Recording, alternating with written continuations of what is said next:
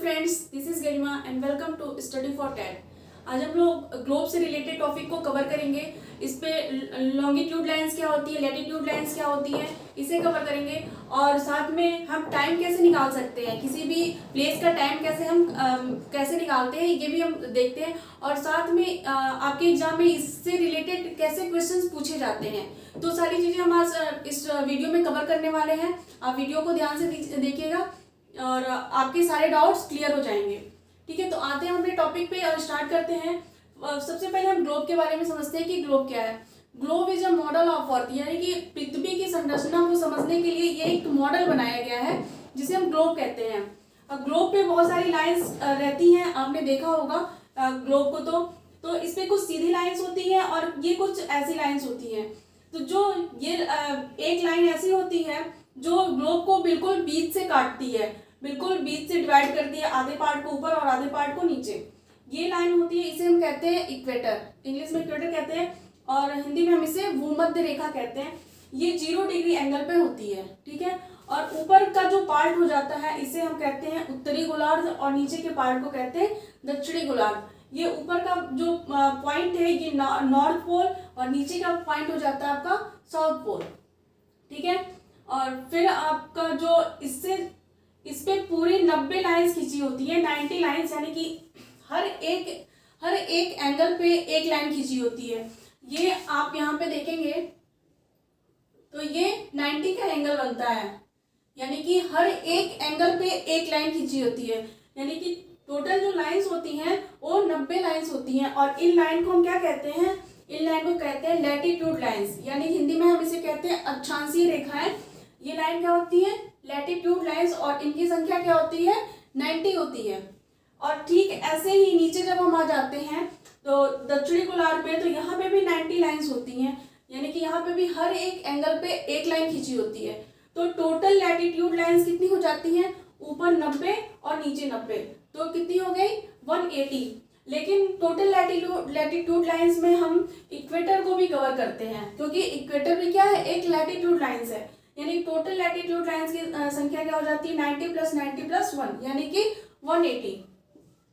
Total latitude lines की संख्या क्या हो जाती है, 180। ऐसे आपसे क्वेश्चन पूछे जाते हैं। ठीक है, अब क्या होता है कि जो आपने इस तरह की लंबी लंबी लाइंस भी देखी होंगी ग्लोब पे, तो ये लाइन को हम क्या कहते हैं, लॉन्जिट्यूड लाइंस। हिंदी में हम इसे कहते हैं देशांतर रेखाएं। ठीक है, ये अक्षांश रेखाएं हो जाती हैं और ये सीधी वाली क्या हो जाती है, देशांतर रेखाएं। यहाँ पे क्या अक्षांश रेखाएं क्या होती हैं कि एक दूसरे की पैरेलल होती हैं, यानी कि इनके बीच का जो डिस्टेंस होता है वो इक्वल होता है। हर जगह इनके बीच का डिस्टेंस इक्वल होगा, यानी कि यहाँ पे जो 90 लाइन होगी उनके बीच की दूरी हर जगह सेम होगी, यहाँ पे भी, यहाँ पे भी, यहाँ पे भी, हर जगह सेम होगी। बट लॉन्जिट्यूड लाइंस में ऐसा नहीं होता है, ये पैरेलल नहीं होती हैं, ये पैरेलल होती हैं। और दो लॉन्जिट्यूड लाइंस के बीच की दूरी जो होती है, दो लैटिट्यूड लाइंस के बीच की दूरी, यानी कि दो लैटिट्यूड लाइंस हमने खींचा, इनके बीच की दूरी क्या होती है, 111 किलोमीटर होती है। दो लैटिट्यूड लाइंस के बीच की दूरी 111 किलोमीटर होती है। और इससे एक 23.5 डिग्री पे, यानी कि जो इक्वेटर है, इक्वेटर से जस्ट ऊपर 23.5 डिग्री पे उत्तरी गोलार्ध में जो लाइन होती है उसे कहते हैं ट्रॉपिक ऑफ कैंसर। और जो नीचे होती है 23.5 डिग्री पे, ये हो जाती है आपकी ट्रॉपिक ऑफ कैप्रिकॉर्न, यानी कि ऊपर की रेखा को कहते हैं कर्क रेखा और नीचे की रेखा जो हो जाती है वो मकर रेखा होती है। ठीक ऊपर उत्तरी गोलार्ध में जो 66.5 डिग्री पे जो होती है इसे आर्कटिक लाइन कहते हैं, और 66.5 डिग्री पे जो नीचे हो जाती है इसे अंटार्कटिक लाइन कहते हैं। ये कुछ लाइंस आपकी इंपॉर्टेंट है, इसलिए मैंने आपको इसमें कवर किया है। ठीक है, अब हम आते हैं लॉन्जिट्यूड लाइंस पे। लॉन्जिट्यूड लाइंस यानी कि जो सीधी सीधी रेखाएं होती हैं, इन्हें लॉन्जिट्यूड लाइंस कहते हैं। ये पैरेलल नहीं होती हैं और इनका जो सेंटर पॉइंट होता है वो केंद्र से वो पोल से, यानी कि साउथ पोल या नॉर्थ पोल से लेकर के उनको खींचा जाता है। इनके जो बीच की सबसे मैक्सिमम जो डिस्टेंस होती है वो यहाँ पे होती है, इक्वेटर पे। ठीक है, और इक्वेटर पे होती है और बाद में क्या होती है, डिस्टेंस ये ऊपर जाकर के कम हो जाती है, यानी कि सारी रेखाएं जाकर के ये पोल्स पे ज्वाइंट हो जाती हैं। ठीक है, अब इनकी संख्या क्या होती है, ये जैसे कि हमने ये खींचा ये सर्कल बनाया हमने। अब ये पॉइंट है, ये पॉइंट से ये टोटल कितना है, ये टोटल सर्कल पे कितने डिग्री बनती है, सर्कल पे 360 डिग्री बनती है, यानी कि 360 रेखाएं खींची जाती हैं। 180 रेखाएं इधर होती हैं और 180 रेखाएं इधर होती हैं। ये हो जाता है आपका ईस्ट, ये हो जाता है वेस्ट, ये नॉर्थ एंड ये साउथ। तो ईस्ट डायरेक्शन में हो जाती है 180 रेखा और वेस्ट डायरेक्शन में हो जाती है 180 रेखा, ठीक है। और टोटल हो जाती है 360 रेखाएं, यानी कि लॉन्जिट्यूड लाइंस देशांतर रेखाओं की संख्या क्या होती है, 360 रेखाएं, 360। आप ये सारे पॉइंट्स को याद रखिएगा कि सबसे डायरेक्टली क्वेश्चंस पूछा जाता है, ठीक है। अब इसमें जो है ये हमारी इंडिया कहाँ पे है, कहाँ पे स्थित होती है, तो हम इंडिया जो है हमारी ये नॉर्थ यानी कि उत्तरी गोलार्ध में, ये क्या है कि जो इक्वेटर है, इक्वेटर की जस्ट ऊपर होती है हमारी इंडिया, और ये इधर ईस्ट डायरेक्शन में यानी कि नॉर्थ ईस्ट डायरेक्शन में इंडिया की पोजीशन होती है। और जो ट्रॉपिक ऑफ कैंसर यानी कि कर्क रेखा जो है इंडिया को बराबर भागों में बांटती है, इंडिया के बीच से होकर जाती है कर्क रेखा, ठीक है। तो ये क्वेश्चन भी आपसे पूछा जाता है कि इंडिया को कौन सी रेखा बांटती है, ओके। तो और इसके टोटल 8 राज्य हैं जो कि कर्क रेखा से होकर, जिनसे कर्क रेखा होकर गुजरती है।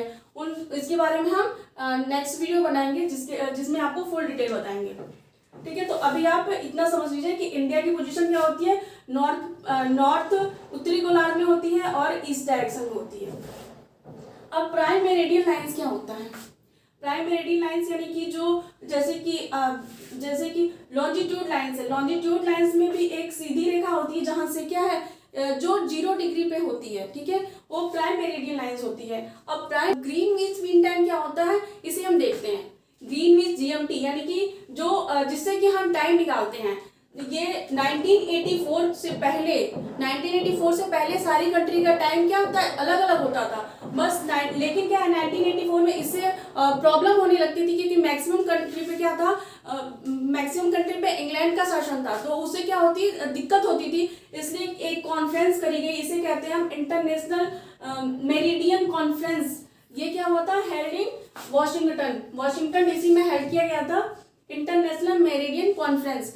अब मेरिडियन लाइन क्या होती है, यहाँ पे क्या कॉन्फ्रेंस हुआ था कि हम किसे मेरिडियन लाइन माने।